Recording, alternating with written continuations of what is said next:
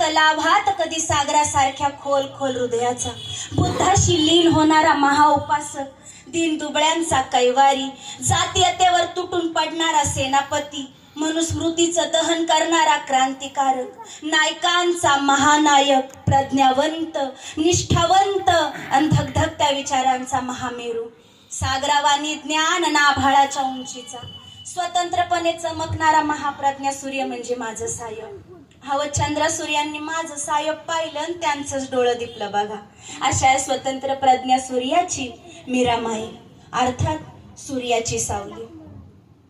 माझ्या आयुष्याला फार मोठी कहाणी आहे माझा जन्म दाभोळ जवळ असलेल्या वनन गावात झाला गावच्या खालच्या बाजूलाच मारवाडा दलितांची 5-50 घरं असलेली वस्ती माझ्या बापाचं नाव भिकुजी धुत्रे आईचं नाव रखमाबाई माझा बाबा बंदरावर हमालीची काम करायला जायचा माशाच्या टोपल्या व्हायला जायचा आई बी त्याच्या संग काम करायची घरकाम करायची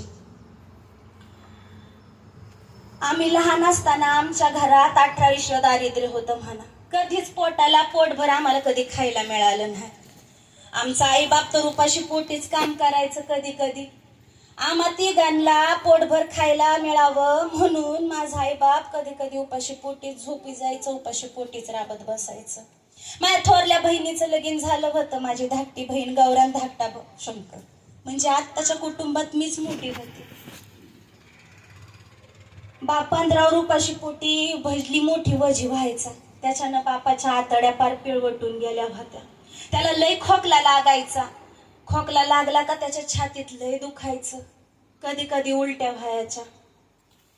अचानक त्याला रक्ताच्या उलट्या बी व्हायला लागल्या होत्या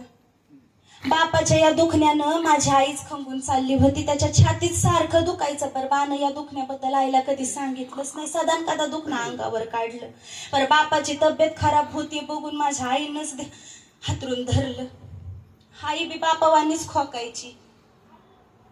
तिला बी खोकल्याची उबळ आली का किती वेळ चालू राहायची थांबता थांबायची नाही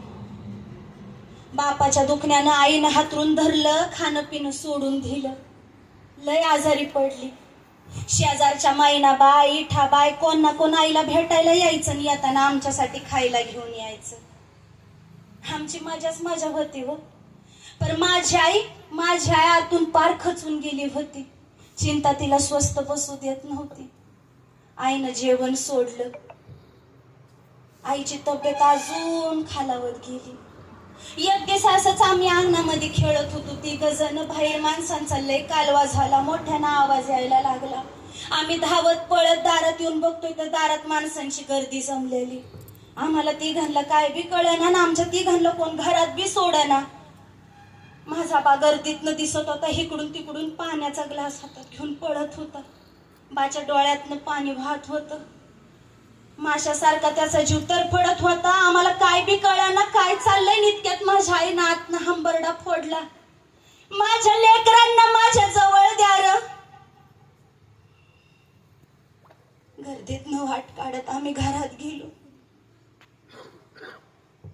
मैनाबाई आईचं डोसकं घेऊन मांडीवर बसली होती आईनं आम्हा तिघांना पाहिलं जवळ बोलवलं गौरा शंकरचा हात माझ्या हातात दिला डोसक्यावरनं हात फिरवत एवढंच